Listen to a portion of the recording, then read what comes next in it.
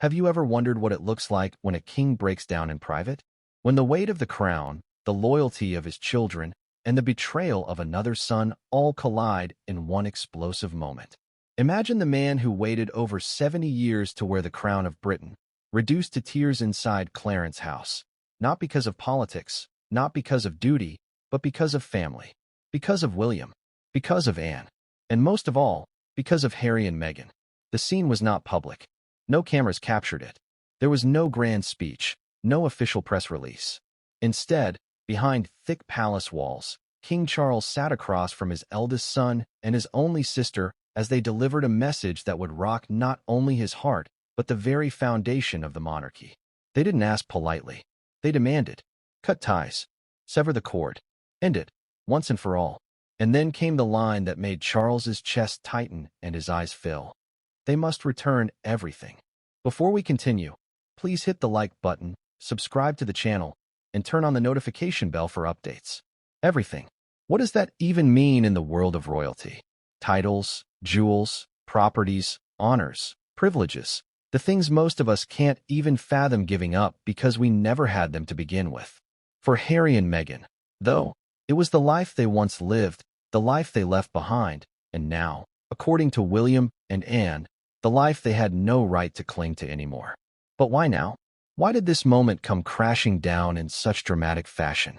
Wasn't Charles the one who always tried to be conciliatory, the father who, despite being hurt, still hoped for reconciliation? And wasn't William supposed to be the bridge, the one who held the family together after Diana's death?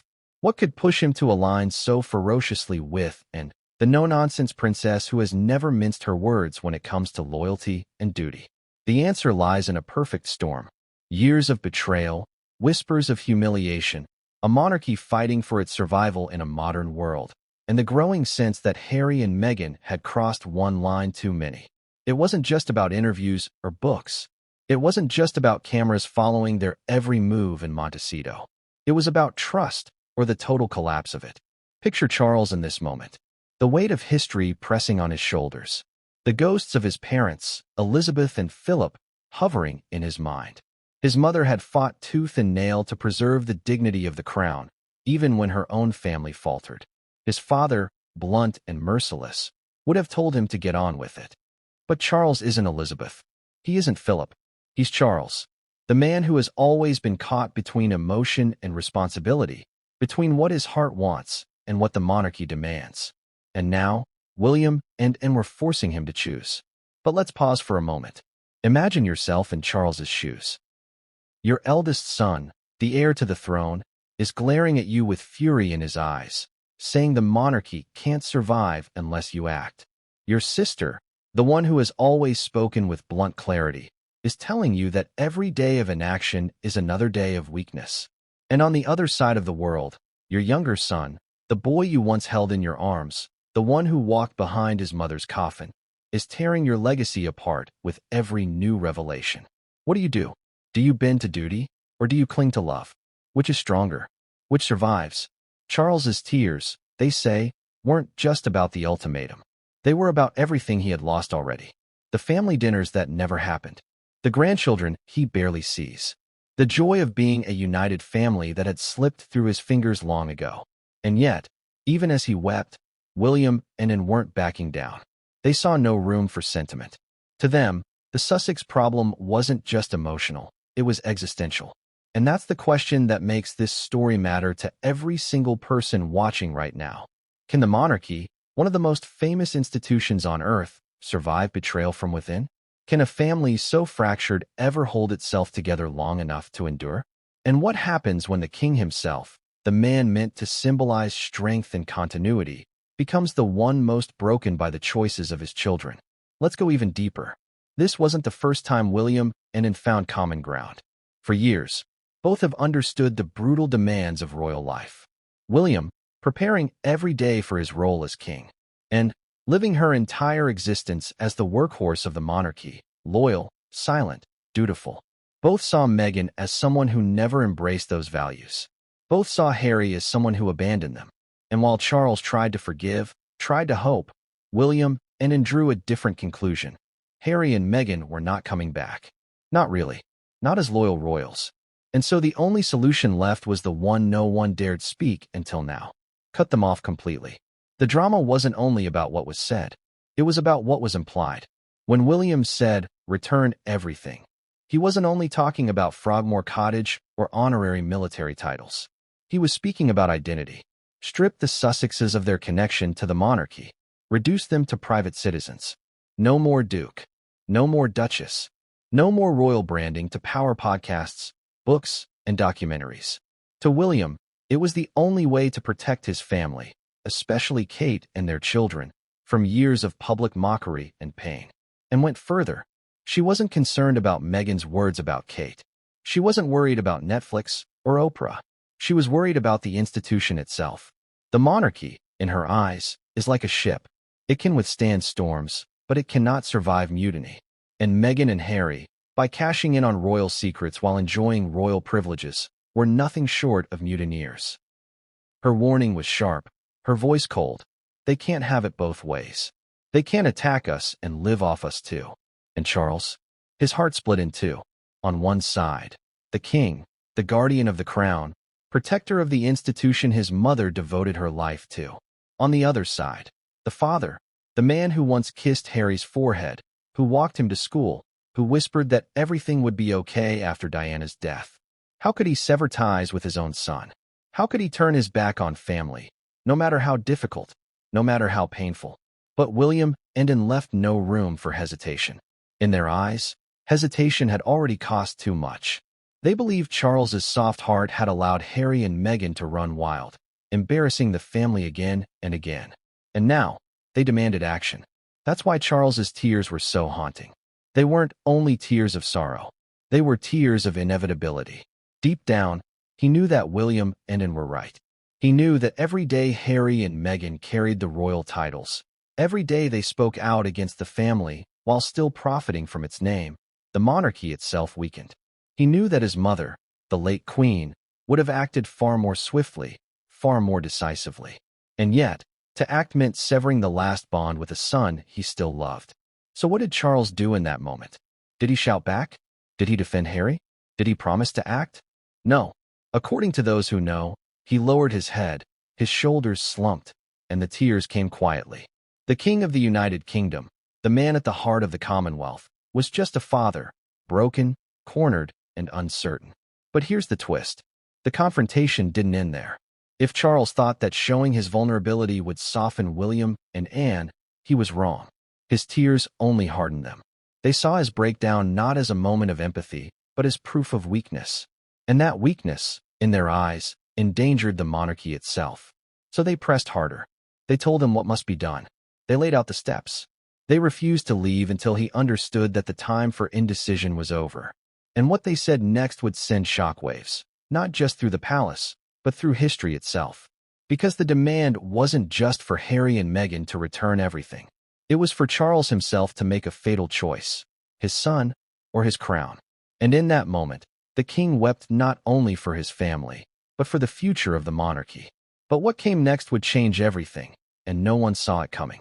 It started with a look, a glance across the room between a future king and his aunt, the most unshakable royal of them all.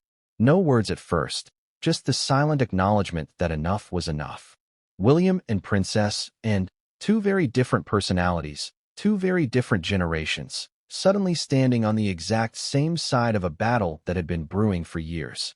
And at the center of that battle, Meghan Markle. Imagine the scene. The quiet hum of Clarence's house, guards stationed outside, courtiers pacing the corridors, whispers bouncing off the walls. Behind closed doors, however, the temperature was anything but calm. William, jaw tight, fists clenching and unclenching, and, arms crossed, her face set like stone. And then Charles, seated in the middle, blinking nervously between them, aware that this was no ordinary family discussion. This was an intervention. "Father," William began, his tone sharp, each syllable striking the air like a hammer. "We can't go on like this. You can't go on like this." Beside him, and didn't flinch. She wasn't one for theatrics. She didn't need them. Instead, her voice came out low, measured, cutting. "Charles, it's over. They've pushed too far. Meghan is a poison in this family, and Harry has chosen her side completely. It's not sustainable. You have to cut them off. Stop here for a second. Can you picture it? William, the heir to the throne, speaking not just as a son, but as the protector of the monarchy. And the princess who has never cared for cameras or public charm, backing him fully. A rare alliance, forged not out of affection, but out of necessity. And why?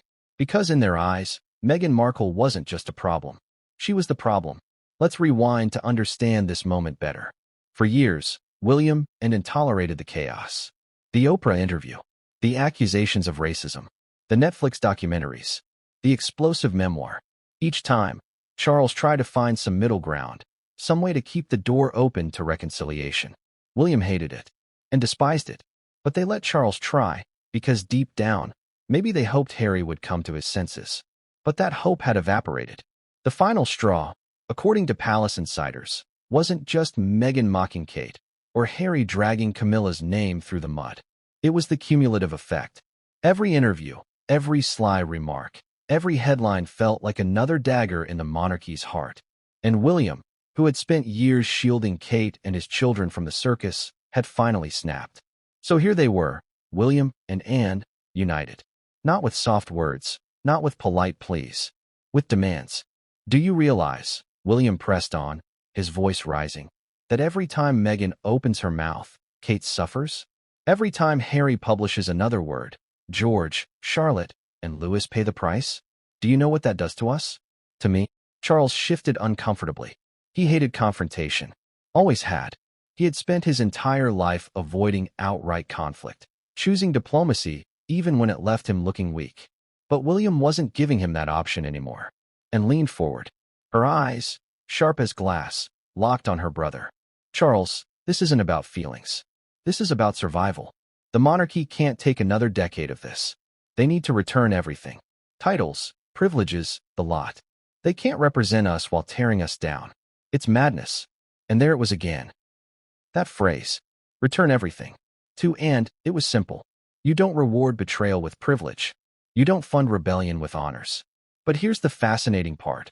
William and Anne weren't natural allies. Think about it. William, raised in the modern spotlight, his every move scrutinized, trying to balance tradition with a 21st century audience. And, old school to the core, allergic to publicity, more comfortable in a stable with horses than on a stage with cameras. Two very different approaches, two very different lives. Yet Meghan Markle had managed to do what few ever could, unite them against a common enemy. Why? Because both of them understood sacrifice.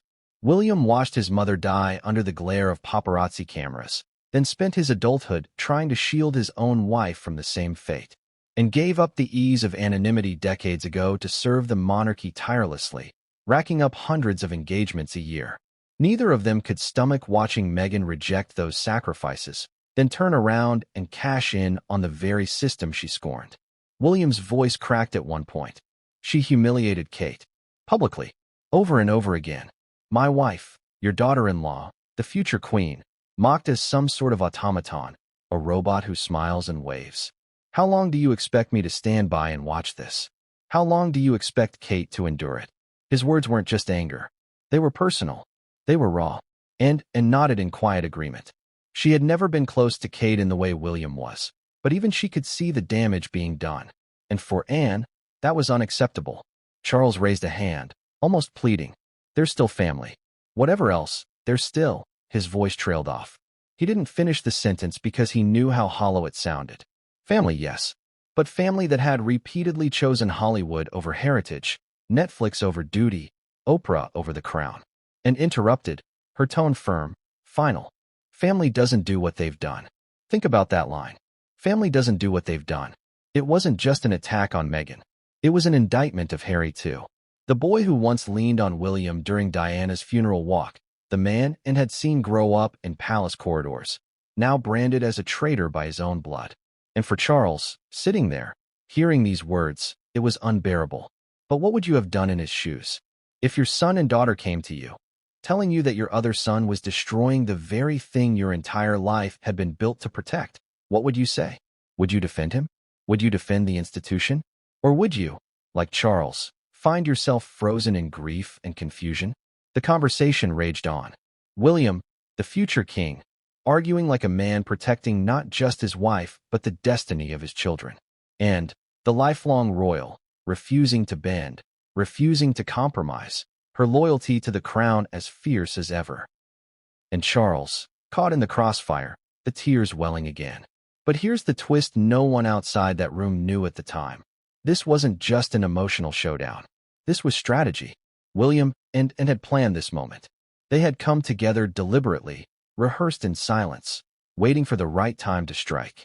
They knew Charles was wavering. They knew he didn't have the steel his mother had. And so they used their unity as a weapon. Two heirs to duty, cornering the king, forcing his hand. And the weapon they wielded was simple: return everything. But what did that mean in practice? To strip titles wasn't just symbolic, it was war. It would mean rewriting Harry and Meghan's place in history, reducing them to private citizens, removing every last trace of royal privilege. William and Anne weren't just asking Charles to punish them. They were asking him to erase them. The meeting grew colder, the words harsher. William slammed his palm against the arm of his chair. Anne's voice grew sharper. Charles's hands shook. The monarchy itself seemed to tremble in that room. And then, just as Charles thought he could appeal for calm, William dropped the line that cut the deepest. They've mocked Kate. They've mocked this family. And if you don't act now, they'll mock you too. The room fell silent. Charles stared at his son. He knew William was right. But the price of acting would be unthinkable. And so, the tears began again. The king's shoulders slumped, his face pale. And William exchanged another glance. This time not of unity, but of grim determination. Because they weren't leaving until Charles gave them an answer. And what he said next would shake their alliance, and the monarchy itself. But that comes in the next chapter. What finally pushed William past the point of no return? What made the calm, measured prince transform into a furious husband and future king demanding his father take action? The answer is simple and devastating. It was Kate. Kate Middleton, the woman who has spent her entire adult life walking the tightrope of duty, charm, and relentless public scrutiny, was suddenly dragged into the mud, not by political opponents, not by the press, but by her own sister-in-law. Meghan Markle didn't just take aim at the institution. She took aim at Kate herself. It began with a line that seemed almost trivial at first. In a conversation, Meghan allegedly referred to Kate as a royal robot, a woman who plays the role, but lacks authenticity. She claimed all Kate knew was how to smile and wave. Just think about that for a second. Smile and wave. Imagine devoting 2 decades of your life to building the image of a supportive, loyal, and stable royal partner, only to be dismissed as nothing more than a mannequin in designer dresses. Do you see why William snapped? Because to him, Kate wasn't just his wife. She was his anchor, his safe harbor after Diana's death. The woman who endured years of mockery herself before becoming the Princess of Wales. The mother of his children, raising the future King of England. To hear Meghan reduce her to a hollow figure was beyond offensive. It was unforgivable. And it wasn't just the words. It was the timing. Kate had been weathering health rumors, intense media focus, and relentless pressure to embody perfection. The world scrutinized every move she made, how she dressed, how she smiled, how she interacted with her children. To then have Meghan pour salt on those wounds, to mock her for being too perfect, was the breaking point for William. Imagine the fury boiling inside him. A man who had spent years learning to contain his emotions suddenly confronted with a direct attack on the one person he would do anything to protect. Do you have any idea, William allegedly told Charles during the confrontation, what Kate has been through, what she has suffered in silence? She is the future queen, and Meghan mocks her like she's a doll. And, of course, needed no convincing. To her, Kate represented the kind of resilience and discretion the monarchy needed. She saw Meghan's words not just as an insult, but as a calculated humiliation. And here's where the irony lies. For years, Meghan presented herself as the victim of cruelty, by the press, by courtiers, by the very family she married into. And yet, here she was, tearing down another woman in the family who had endured her own share of cruelty and stayed silent through it all. Is it not the height of contradiction? Kate, who once was ridiculed as Weighty Katie, who endured photographers camping outside her parents' home, who suffered through endless comparisons to Diana. She had lived through public torment and emerged graceful. She had chosen silence over retaliation. But Meghan flipped the script, painting Kate not as a survivor, but as a machine. And the most brutal part? Kate never responded. She never clapped back. She never publicly defended herself. She let the insult hang in the air, ignored. And for William, that was the cruelest twist of all. He saw his wife absorb yet another blow in silence, knowing she couldn't respond, because queens-in-waiting don't fight back in tabloids or interviews. This silence enraged him. And it wasn't just about words. William saw the toll it took on Kate privately. Behind closed doors, she carried the burden quietly, but William could see it. The stress in her eyes, the exhaustion in her posture, the pain of being mocked, not by strangers, but by family. This is where the tipping point truly came. Because William wasn't just acting as the heir to the throne anymore. He was acting as a husband, a father, a man protecting his family from humiliation. Kate has given everything, William pressed on during that meeting. Everything. And what does she get in return? Meghan mocking her, making her look like a fool. I will not allow it. And nodded firmly. She doesn't deserve it. None of them do. But here's the question for you. Was Meghan's remark about Kate a deliberate attack, or a careless slip?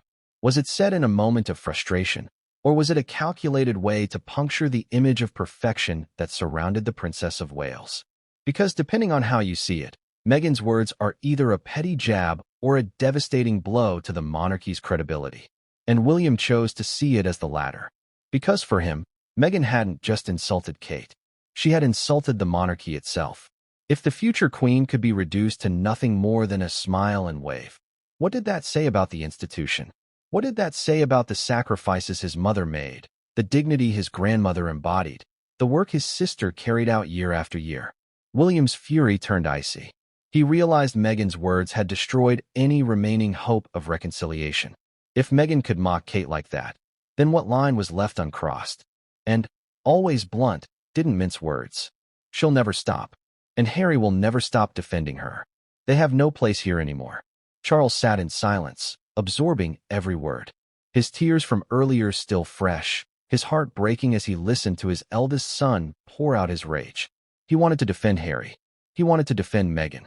But how could he, when Kate was the collateral damage? When Kate, the woman who had done nothing but serve, was the one suffering. And this is where the tide turned. Up until now, Charles had clung to the idea of forgiveness. He believed time could heal. But William's fury over Kate's humiliation made him see things differently. If reconciliation meant sacrificing Kate's dignity, could it ever be worth it? And remember, the monarchy isn't just about blood. It's about image. Kate's humiliation wasn't private, it was public. And the public saw a future queen mocked by the very woman who had once married into the family. Do you see why this was the tipping point?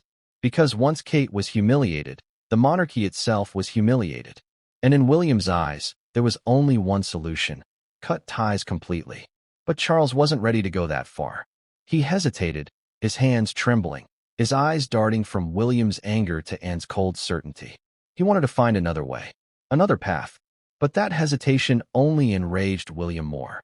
You can cry for Harry all you want, William spat. But Kate deserves better. My children deserve better. And if you can't see that, then maybe you shouldn't be king. The words hung heavy in the room. Anne's eyes flicked to Charles, daring him to respond. Charles swallowed hard, his lips trembling, but no words came. And that silence said it all. Because in that silence, William and Anne knew he wasn't going to act, at least not yet. They knew he would cling to his emotions, to his fatherly instincts, instead of protecting the monarchy. And so, they pushed harder. Anne's voice sliced through the air. If you can't see the damage, Charles, then I will spell it out. Kate's humiliation is the monarchy's humiliation. If you don't force them to return everything, you are letting this family drown. Charles flinched. His tears threatened again. But he couldn't move. And that's when William leaned closer, his face flushed with fury, his voice a whisper but sharp as a knife. Father, if you do nothing now, there will be nothing left to save. The ultimatum was clear, but the king's answer was still unspoken. And just when Charles thought the storm couldn't grow any darker, Anne unleashed an even more brutal warning. What she said next would turn Charles's tears into something far more haunting. Something that would leave even the king shaken to his core. There are moments in history where silence holds more weight than any words. And then there are moments where words become weapons, sharp, merciless, impossible to take back. That was the moment when Princess Anne finally unleashed what she had been holding back for years. And is known for many things: her devotion to duty, her brutal honesty, her no-nonsense style. She's never been the glamorous royal.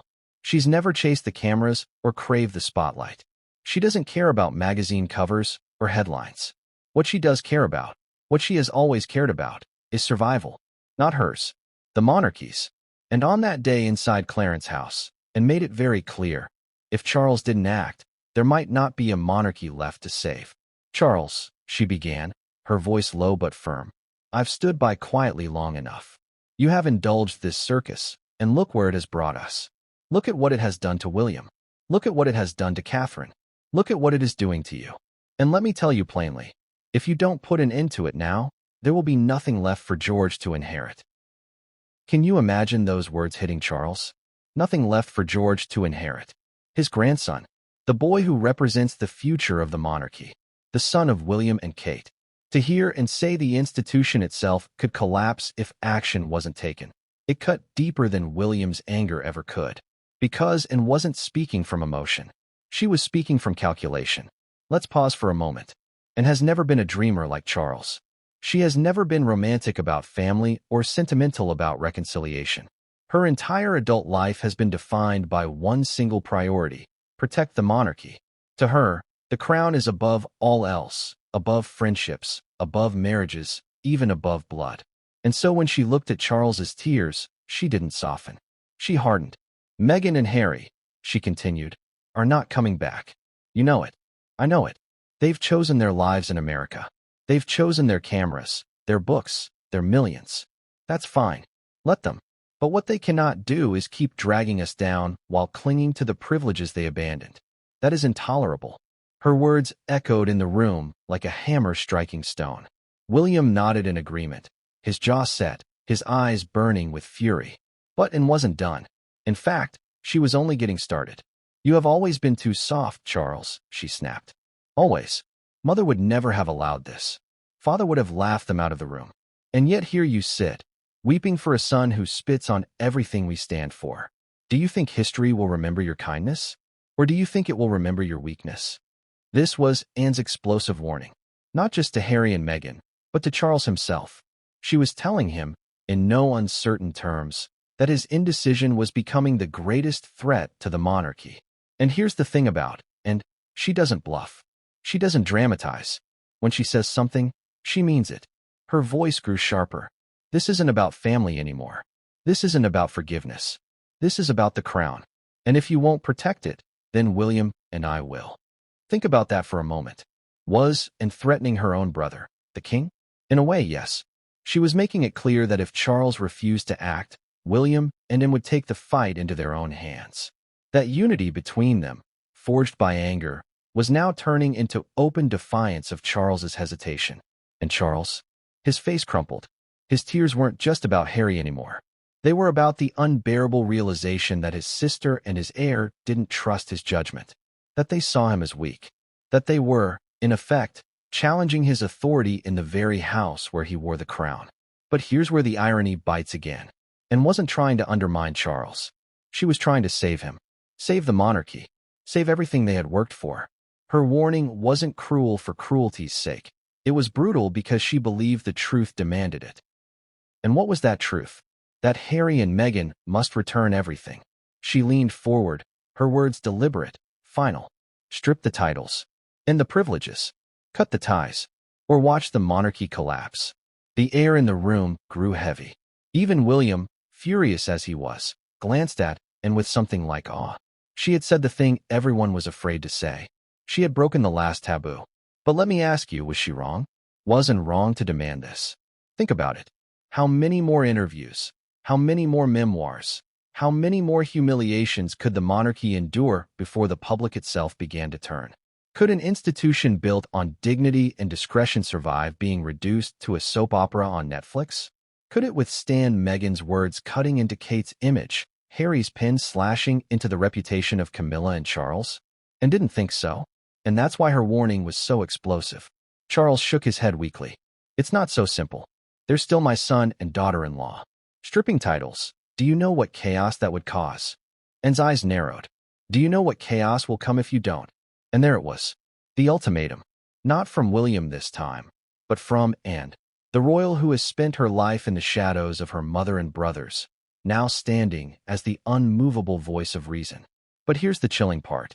Anne's warning wasn't just about action. It was about legacy. She was telling Charles that if he failed to act, history would not forgive him, that he would not be remembered as the father who tried to love too much, but as the king who let the monarchy crumble on his watch. William's voice cut in, quieter now, but no less dangerous. She's right. Father, listen to her. If you can't do it for us, do it for George, for Charlotte, for Louis. They deserve better than to inherit a broken institution. Charles pressed his hand to his face, the tears spilling again. He looked smaller than ever, like a man cornered by the very people he trusted most. And then Anne delivered the final blow, the one that left Charles gasping in silence. If you don't act, Charles, then don't expect us to stand beside you when the public turns. Because they will. And when they do, it will be too late. The room froze. Was Anne threatening to distance herself from the monarchy if Charles didn't act? Was she suggesting that even she, the most loyal servant of the crown, might walk away? The ambiguity of her words made Charles tremble. But William understood exactly what she meant. She wasn't threatening to leave. She was threatening to let Charles fall alone. And for a man who had waited his whole life for the crown, who had finally grasped it only to find it slipping through his fingers, that was the cruelest warning of all. Charles's tears blurred his vision. He wanted to protest, to shout, to beg. But no words came, because deep down, he knew and was right. And yet, knowing the truth doesn't make it easier to act on it. So Charles sat there, broken, silent, drowning in his emotions. While across from him, William and Anne stood united, unyielding, determined, merciless. And the terrifying thing for Charles was this. They weren't bluffing. They weren't going to back down. He was out of time. But then William leaned forward, his voice colder than ever. There's one more thing you need to hear. And when I say it, you won't have the choice to ignore us any longer. What William revealed next would shatter Charles completely, and it would drive the king to a breaking point no one had ever seen before. What does it look like when a king finally cracks? Not in public, not under the flashing cameras of state ceremonies, but in the privacy of a palace room, surrounded only by those who know him best. That was the moment William and Anne forced Charles into. The moment the crown became a burden too heavy, the moment fatherhood collided with monarchy, and something inside him broke. The world has always seen Charles as a man of contradictions. Sensitive, yet duty-bound. Longing for love, yet married to responsibility. The man who waited longer than anyone in history to become king. 70 years of watching, waiting, preparing. And now, when he finally had the throne, it wasn't the weight of Parliament or the Commonwealth that crushed him. It was his own children. That day, the breaking point arrived. William's words had already pierced him. Anne's blunt warning had left him reeling. But what truly undid Charles was the one word William dropped like a stone into still water. Inheritance. The word made Charles flinch. Do you really think George will inherit anything if this continues? William demanded, his voice sharp. Do you think there will even be a monarchy left for him if you let Harry and Meghan drag us down year after year? Inheritance. The very concept the monarchy is built upon. From Elizabeth to Charles, from Charles to William, and one day from William to George. A line of succession unbroken for centuries. And now, in this moment, William was telling him it could end. Can you imagine what that did to Charles? A man who had lived his entire life in his mother's shadow, now accused of being the one to let her life's work collapse? His face went pale. His hands trembled. His eyes darted between William and like a cornered animal searching for an escape. But there was none. And so, the tears came again. Not quiet this time. Not hidden behind a handkerchief or a downward glance. These were tears of devastation, tears that shook his shoulders, tears that made his voice crack when he finally spoke. You don't understand, Charles whispered, his voice breaking. He's still my son. Harry is still my boy. I can't just cut him off like a stranger. But William's expression hardened further. Then he'll take everything down with him. And you'll have let him. Anne's voice cut in, merciless. Charles, stop thinking like a father and start thinking like a king. That's what you are now. That's what the country needs. Harry chose his life. Meghan chose hers. They've abandoned you, and yet you cling to them. You can't lead like this. It was the cruelest truth of all. Charles couldn't be both father and king, not anymore. He had to choose, and that choice was tearing him apart. Picture the scene. A gilded room in Clarence's house. Paintings of monarchs past staring down from the walls, the history of the crown itself surrounding them. And there sat Charles, the newest link in that chain, crying into his hands while his heir and his sister stood unyielding before him.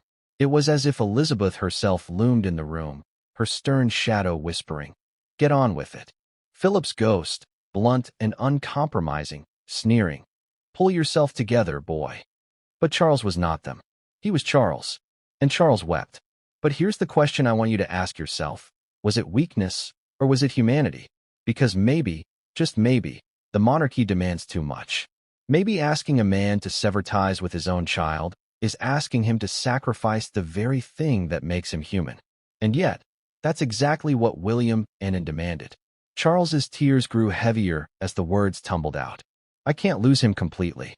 I've already lost so much. I lost Diana. I lost years of being the father I should have been. If I lose Harry, what is left of me?" The silence that followed was brutal. Anne folded her arms, unmoved. William clenched his jaw, his eyes narrowing. Neither offered comfort. Neither softened. To them, Charles's pain wasn't the issue. The issue was survival. And so, William delivered the final push. "If you won't act for me, or for Anne, then act for the monarchy. Act for George. Because if you don't, Father, history won't remember you as the man who tried to love too much. It will remember you as the king who destroyed everything." Those words hit like a hammer. Charles gasped, his tears choking him, his body slumping deeper into the chair. He was trapped. He could no longer hide behind diplomacy or delay. The demand was clear, the stakes were undeniable, and the time for indecision had run out. And in that moment, Charles reached his breaking point. His voice cracked as he spoke, barely above a whisper. "If I do this, if I take away everything, there will be no going back. They will hate me forever." And didn't hesitate. Better they hate you than the nation. It was a brutal truth, delivered without mercy. But it was the truth Charles needed to hear. The tears streamed freely now. The king was no longer composed, no longer regal. He was just a father, broken by the impossible choice laid before him. His hands shook as he pressed them together, as if in prayer, his head bowed low. For a moment, William thought he might collapse entirely. The sight of his father like this, crumbling under the pressure, was almost too much to bear. But William's fury over Kate kept him standing firm. And then Charles whispered something so faint, so fragile, that both William and Anne leaned in to hear it. "I don't know if I can do it." Silence. The future of the monarchy hung in that silence. But Anne broke it, her words cutting through like a blade. "You can, and you must, or there won't be a monarchy left to protect." Charles closed his eyes. The tears dripped onto his hands. He felt the weight of centuries on his shoulders, crushing him. And for the first time in his life, he truly doubted whether he was strong enough to carry it. That was Charles's breaking point. Not when his mother died. Not when he finally became king. But here, in a private room, cornered by his own children, forced to choose between love and duty. And though he broke down, though his tears betrayed the fragility within him, one thing was certain.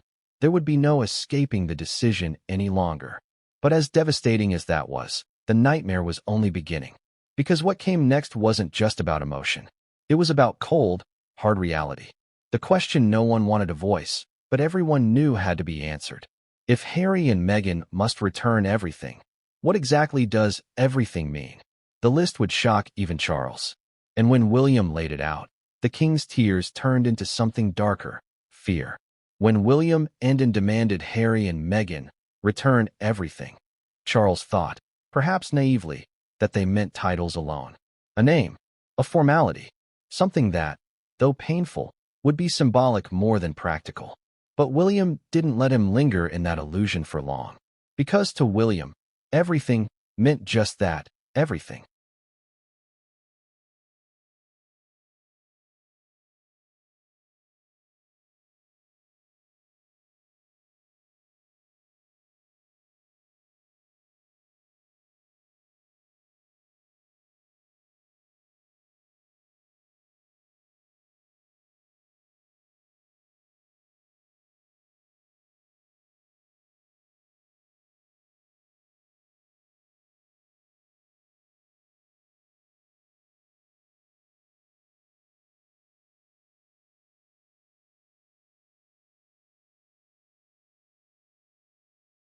He leaned forward, eyes locked on his father, voice sharp enough to cut glass.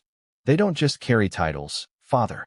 They carry privileges, homes, jewels, the weight of our legacy, and they are profiting off all of it while dragging us through the dirt. If they're going to spit on the crown, then they must hand it all back. Charles's face fell. His lips trembled. He had dreaded this moment. The inventory of all the things Harry and Meghan still held that tied them to the monarchy. Let's walk through it, the way William did that night. Piece by piece. First, the homes. Frogmore Cottage, the Windsor property gifted to Harry and Meghan by the Queen herself. Once a wedding present, now a symbol of disconnection. Though they had repaid the refurbishment costs after leaving for America, the house was still theirs to use. To William and Anne, that was intolerable. Why? Anne asked coldly. Should they keep a royal residence when they've rejected royal duty? It was a fair question. Can you imagine the contradiction? A couple who fled the monarchy, who branded it suffocating and cruel, still holding keys to a palace cottage nestled in Windsor's historic grounds. To Anne, it was like deserting an army and still wearing the uniform. Next, the jewels. Meghan Markle had worn pieces from the royal collection, bracelets, earrings, and, most infamously, a pair of diamond earrings gifted by Charles himself. To William, these weren't accessories. They were symbols of trust, and that trust, in his eyes, had been shattered. Those jewels don't belong to her, William said sharply. They belong to the crown, to the institution. She has no right parading them while calling us racists and frauds. And agreed. In her view, the royal jewels were sacred, not trinkets to be shown off at Hollywood parties or photographed on red carpets. They're not souvenirs, she snapped. They're history, and history does not belong in California. Then came the titles. The Duke and Duchess of Sussex, names that carried centuries of heritage, names that linked Harry and Meghan forever to the crown, whether they liked it or not. To strip them of those titles would be the ultimate act of erasure. But William went further still. It's not just about Duke and Duchess. It's about every patronage, every honorary role, every connection that allows them to profit from being royal while they destroy us. They cannot keep the brand if they've abandoned the business. Do you see the strategy here? William wasn't just angry. He was methodical. He understood that as long as Harry and Meghan kept those ties, they had leverage, power, prestige. And every Netflix deal, every podcast, every book carried the glitter of royalty, even as it mocked the very family behind it. Charles's tears returned. This was more than stripping away titles. This was stripping away memories. Frogmore was where Harry and Meghan had lived after their wedding, where they had started their married life. The jewels were tokens of affection. The titles were gifts of honor. Taking them back wasn't just politics. It was personal. But William pressed on, relentless. Father, this is not cruelty. This is survival. If you let them keep even one piece of it, they will use it against us. Every privilege we leave in their hands becomes another weapon to wound us with. And nodded grimly. You don't negotiate with mutiny. You end it. Think about that word, mutiny. And, ever the pragmatic one, was casting Harry and Meghan not as wayward family members, but as traitors to the crown. To her, this wasn't a family feud. It was treason. And treason, in her world, was met with decisive punishment. But here's the emotional twist. For Charles, every item William and enlisted wasn't just an asset. It was a memory of Harry. The cottage where he laughed with Meghan. The jewels he gave his daughter-in-law. The titles he once proudly bestowed upon his son at his wedding. To claw it all back felt like erasing the last remnants of love. Must it really be everything? Charles asked, his voice frail, almost pleading. Yes, William said without hesitation. Everything. And added, with finality, or you lose everything. The room fell into silence, the air thick with the weight of inevitability. But let me ask you, if you were Charles, what would you have done? Would you rip away your son's titles, jewels, and privileges, knowing he would hate you forever? Or would you protect him and risk the monarchy's very survival? Charles sat there, drowning in that impossible choice. His heart said one thing. His crown demanded another. And then, as if to twist the knife deeper, William raised the darkest accusation yet. Father, he said slowly, don't fool yourself into thinking this is only about Meghan. Harry has chosen this path. He has betrayed us too. And if you can't face that, then you are blind. Those words cut Charles to his core. Betrayal. From Harry, the boy he had once carried in his arms, the son he had hoped would be his ally, now cast as a traitor by his own brother. Charles's chest heaved, his tears unstoppable. He whispered to himself, "How did it come to this? How did it all go so wrong?" Anne's response was merciless. "It went wrong when you allowed it. And if you don't stop it now, it will end everything." The king lowered his head. His body trembled. He felt smaller than ever, a monarch reduced to a broken father. But William wasn't finished. He leaned closer, his voice cold, his words deliberate. "This is the price of betrayal. And if you don't make them return everything, father, then history will remember you as the king who let the monarchy die." Charles froze. His heart pounded. His tears blurred his vision. Because for the first time, he realized William and Anne weren't just pressuring him. They were cornering him, forcing him, breaking him. And the worst part? They were winning. But as devastating as this battle over assets was, it wasn't the end. Because what came next wasn't about jewels or cottages or titles. It was about betrayal at the deepest level, the secrets Harry and Meghan had carried across the Atlantic, and the stories they had sold to the highest bidder. And when those accusations surfaced in the room, Charles's grief turned into something far more dangerous: rage. There are betrayals you expect, and there are betrayals that cut so deep they feel almost unimaginable. For Charles, William, and Anne, the worst part wasn't that Harry and Meghan had left. The worst part wasn't even the Netflix contracts or the million-dollar deals. The worst part was that the Sussexes, in their eyes, had weaponized the most sacred thing of all, the secrets of the royal family. William's voice shook with fury as he leaned across the table toward his father. "They're not just talking, father. They're selling us. Every time they sit down with another interviewer, every time they sign another contract, they feed the world pieces of us. Our lives, our pain, our history. Nothing is sacred anymore." Charles swallowed hard, his eyes red from tears, his throat tight. He wanted to argue. He wanted to defend his son. But the evidence was overwhelming. The Oprah interview, the Spotify deal, the Netflix docuseries, Harry's memoir, Spare, tearing into Camilla, exposing private conversations, lifting the veil on the monarchy in ways no royal had dared before. Anne's voice was like ice. "They have turned betrayal into business." Think about those words. Betrayal into business. That's how Anne saw it. The Sussexes weren't just speaking out. They were monetizing their rebellion. And for a monarchy that relies on mystique, dignity, and discretion, that was unforgivable. William pressed further. "Do you remember what Meghan said about Catherine? About the family being cold, unwelcoming? Do you remember Harry writing about the fights we had? Fights that were meant to stay behind these walls. They are exposing everything, father. Everything. And if you don't act, what will stop them from going further? What if the next deal reveals more? What if they sell more of our lives to the cameras?" It wasn't paranoia. It was a genuine fear. Because once Harry had broken the code of silence, what was left? Could anyone trust him again? Charles closed his eyes. His mind drifted to his mother, the late Queen Elizabeth II. She had endured crises too. Diana's interviews. Scandals with Andrew. But even then, there had always been some control. Some restraint. But this was beyond control. His son was writing books, filming documentaries, doing sit-down interviews with the world's most powerful media outlets. And every word sliced away at the monarchy's armor. And leaned forward, her voice as blunt as a hammer. "Do you not see it, Charles? He's not just hurting you. He's hurting all of us. He's hurting the crown. This isn't just family gossip anymore. It's state destruction. Every secret he spills makes us weaker. And Meghan? She encourages it. She thrives on it. The more chaos, the more she wins." The king's hands shook as he rubbed his temples. The tears had slowed, but his anguish was deeper than ever. Was his son truly an enemy now? The boy who had once been the mischievous prince, the one who laughed through his teenage years, the one who had served bravely in Afghanistan, now seen by his own brother and aunt as a traitor to the family's survival? But William wasn't finished.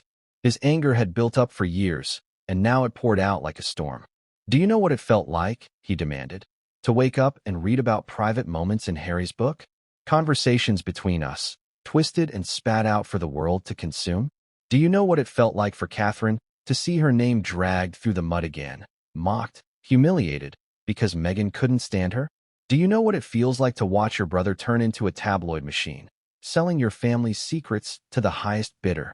His voice cracked, his fury giving way to something even more raw: pain. For William, this wasn't just betrayal. It was a personal wound, a brother's trust shattered, a lifetime bond destroyed, and he couldn't forgive it, and placed a hand on William's arm, not in comfort, but in solidarity. He's right, Charles. You can't see it because you don't want to. But Harry is gone. The boy you knew is gone. What remains is someone who sees this family as a commodity, and if you don't stop it, he will hollow out the crown until there's nothing left. Charles trembled. His tears blurred his vision.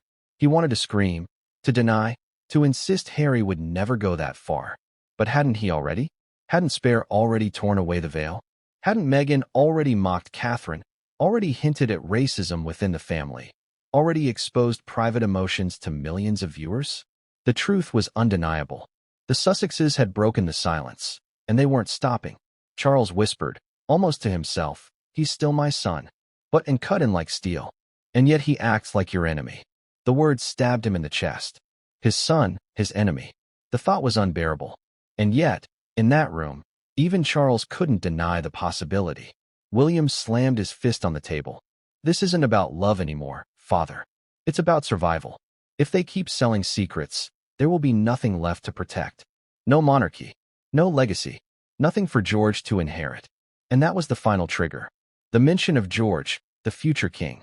The reminder that this wasn't just about Charles, or William, or Anne. It was about the entire future of the House of Windsor. Charles's face twisted in agony. He wanted to resist, to plead for patience. But deep down, he knew Anne and William were right. The betrayal was too deep. The secrets too exposed. The damage too great. And so, something shifted inside him. His tears dried. His trembling stopped. For the first time that night, Charles's voice hardened. "If they want to betray us," he whispered, "then they will face the consequences." It wasn't loud. It wasn't a roar. But it was a declaration. A turning point. Anne's eyes narrowed in approval. William's shoulders tensed, as if preparing for war. They knew the king was finally edging toward their side. But Charles wasn't done. His voice cracked as he continued. "If I strip them of everything, if I take it all back, then I lose them forever." Silence followed. The weight of the decision crushed the air. And then Anne delivered the coldest line of all. "You've already lost them, Charles. The only question now is whether you'll lose the crown too." The king's face went pale. His chest heaved. His tears threatened again. But this time, something else was stirring beneath them. Not just sorrow. Not just grief. Something darker. Something closer to rage. Because betrayal from the outside can be endured. But betrayal from within? From a son? That is what truly breaks a man. And for Charles, that break was turning into something new. Resolve. But what Anne didn't know was that Meghan herself was about to become the direct target of his pain. Because what followed next wasn't just Charles grappling with betrayal. It was an unleashing the most personal attack yet, on Meghan herself. And her words would cut like a blade. There are rivalries that simmer quietly, and then there are rivalries that explode like thunder. For years, Princess Anne and Meghan Markle had existed in parallel. Two women bound to the monarchy in completely different ways. One was born into it, hardened by decades of duty, shaped by silence, and unflinching in loyalty. The other married into it, dazzled the cameras, then walked away, wielding her voice as a weapon against the very institution that gave her a crown. But inside Clarence House that evening, and made it clear, this wasn't a rivalry anymore. This was war. Anne's tone was sharper than ever, her words clipped and merciless. "She has never understood this family. She has never respected it. Meghan came into this institution thinking it was a stage for her performance. But this isn't Hollywood. This is survival. And if she cannot tell the difference, then she doesn't belong." Charles winced at her bluntness. He wanted to protest. He wanted to remind them that Meghan had faced racism, hostility, and overwhelming media pressure. But Anne didn't allow him the chance. "Spare me the excuses, Charles," she snapped. "We all face scrutiny. Catherine faces it every day, and you don't hear her whining in interviews. I've lived my life under a microscope, every mistake magnified, every word twisted, and yet I've carried on." Meghan wasn't destroyed by pressure. She was exposed by it.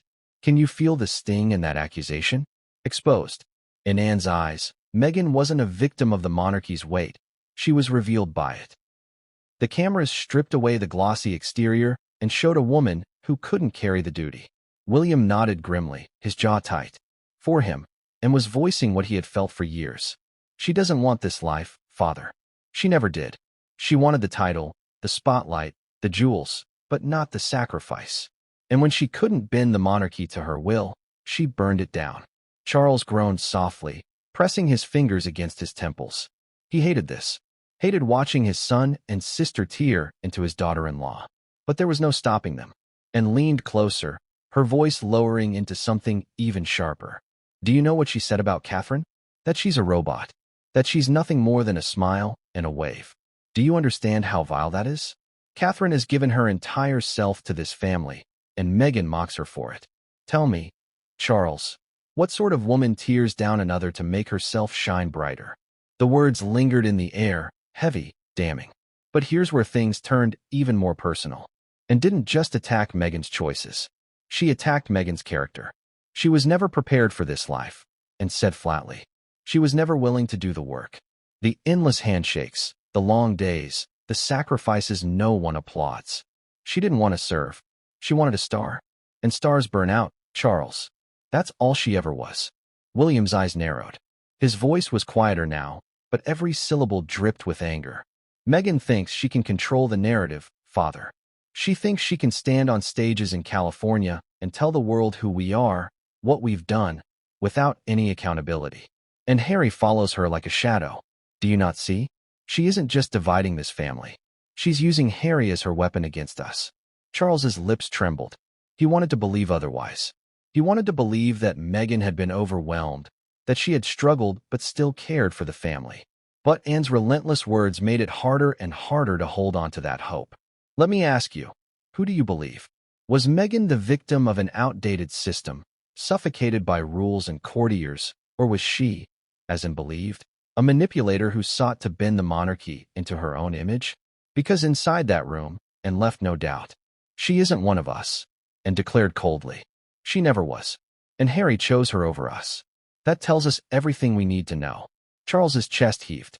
His tears threatened again, but Anne's words had done their damage. She had forced him to confront something he had long avoided. The possibility that Meghan was not just difficult, not just different, but dangerous. And for Anne, the danger wasn't just emotional. It was existential. She is corroding us from within, and said firmly. Every word she speaks, every interview she gives, chips away at the foundation of the crown. And the longer you allow her name to be tied to ours, the faster that foundation crumbles. Charles, she must be cut out completely. No more titles. No more jewels. No more ties. Nothing. William's voice rose in agreement. It's the only way. Catherine deserves protection. Our children deserve protection. The monarchy deserves protection. And if you can't act, then you are failing all of us. Charles's face crumpled. He whispered, she is still my daughter-in-law. Anne's reply was immediate, merciless. Then she is your liability. The silence that followed was suffocating. Charles felt the room closing in around him. The portraits of monarchs past seemed to stare down with judgment. His mother's legacy loomed heavy in his mind. And there, in front of him, stood his sister and his heir, demanding the unthinkable. But here's the twist. For all of Anne's icy certainty, for all of William's fury, Charles wasn't just crying out of grief. Beneath the tears, beneath the pain, something else was rising inside him. A flicker of defiance. A spark of resistance. Because no matter how much and despised Meghan, no matter how much William raged, Charles could not simply erase the woman who had married his son. To do so would be to erase Harry himself. And that was the one thing he could not bear. His voice cracked as he spoke, trembling but resolute. You asked me to cut her out. You asked me to cut them both out. But if I do that, if I destroy every tie, then I lose my son forever. And I will not survive that. Anne's eyes narrowed. William's jaw clenched. They had pushed Charles to his limits. But instead of crumbling, the king showed the first sign of resistance. And that resistance would ignite the next stage of this confrontation. Because what followed wasn't just about Meghan, or Harry, or even the monarchy. It was about Charles himself, his tears, his doubts, his heart. And when he finally let it all out, The king's private breakdown would leave even William and unshaken.